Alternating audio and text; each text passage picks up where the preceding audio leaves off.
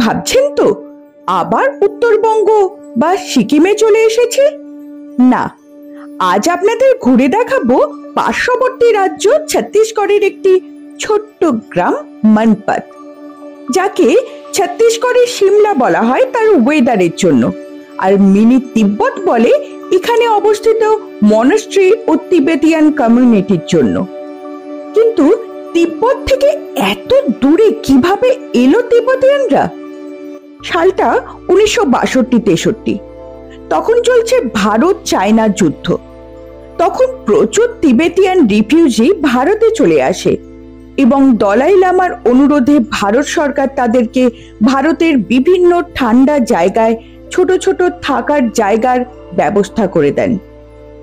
সেরকমই একটি জায়গা সমুদ্রপৃষ্ঠ থেকে প্রায় 2000 মিটার উচ্চতায়, প্রায় 400 স্কোয়ার কিলোমিটার এরিয়া, যার মধ্যে 230 স্কোয়ার কিলোমিটার গভীর জঙ্গল, নদী, ঝর্ণা ও প্রাকৃতিক বৈচিত্র্যে আবদ্ধ ছত্তিশগড়ের সরগুজা জেলায় অবস্থিত মনপত। মাত্র 1800 জন তিব্বতিয়ান আজ যা প্রায় 24টি গ্রাম, 7টি কলোনি জুড়ে 25,000-এ পরিণত হয়েছে। বসবাস হলে প্রার্থনা স্থল বা মনস্ট্রি তো হবেই, সেটাই ঘুরে দেখাবো আজ আপনাদের। এখন যেটা দেখছেন সেটা ছোট মনস্ট্রি, যেটা আছে ক্যাম্প 1-এ।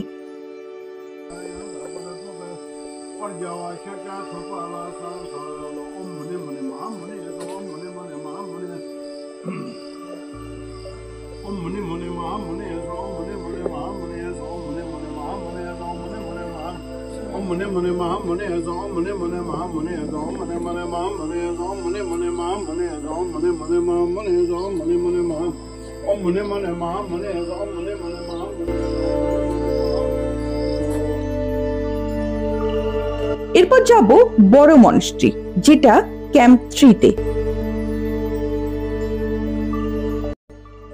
এই মুহূর্তে আমরা চলে এসেছি মনপতে ক্যাম্প 3 যে মনস্ট্রি বা সবচেয়ে বড় যে মনস্ট্রি তার সামনে। চলুন আপনাদেরকে সেই মনস্ট্রিটার ভেতরটা এবং তার পরিবেশটা একটুখানি দেখিয়ে আনি।